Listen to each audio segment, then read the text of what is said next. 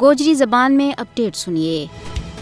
اخلاق کسی بھی قوم واسطے لک کی ہڈی کی حیثیت رکھے، خواہ وہ کسی بھی مذہب نال تعلق رکھتی ہے۔ اخلاق ہی انساناں نہ چوکھرا نالوں ممتاز کرنے والی چیز ہے۔ جس قوم میں اخلاق ناپید ہو جائے اس میں اجتماعی رواداری، مساوات، اخوت اور پائیبندی پروان نہیں چڑھ سکتی۔ جس معاشرہ میں شرم و حیا کے بجائے اخلاق باختگی اور حیا سوزی نہ پروان چڑھ جائے اس قوم کو صفحہ ہستی تو مٹ جانو یقینی ہو جائے۔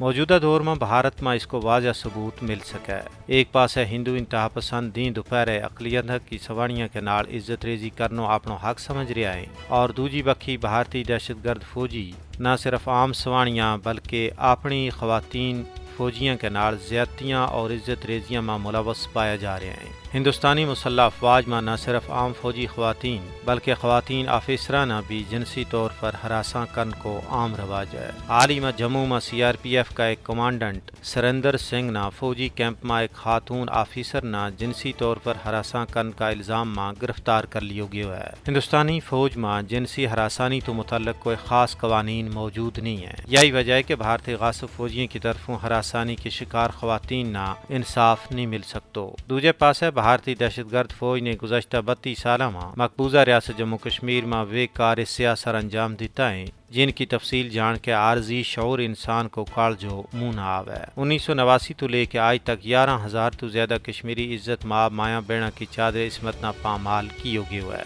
لیکن ستم ظریفی یہ ہے کہ آج تک کسی ایک فوجی مجرم نہ قانون کی گرفت میں نہیں آنے گئے ہو۔ بھارتی غاصب فوج نہ افسپا اور دوجا قوانین کے تحت پورا اختیار دیتو گیا ہے کہ وہ کسی بھی شخص نہ قتل، قید اور عزت ریزی کر سکیں۔ انہاں کو کوئی احتساب نہیں ہے یا عالمی برادری کی ذمہ داری بنے کہ وہ بھارتی فوج کا ظلم و جبر تو محکوم لوکاں نہ بچان واسطے اپنا عملی کردار ادا کریں۔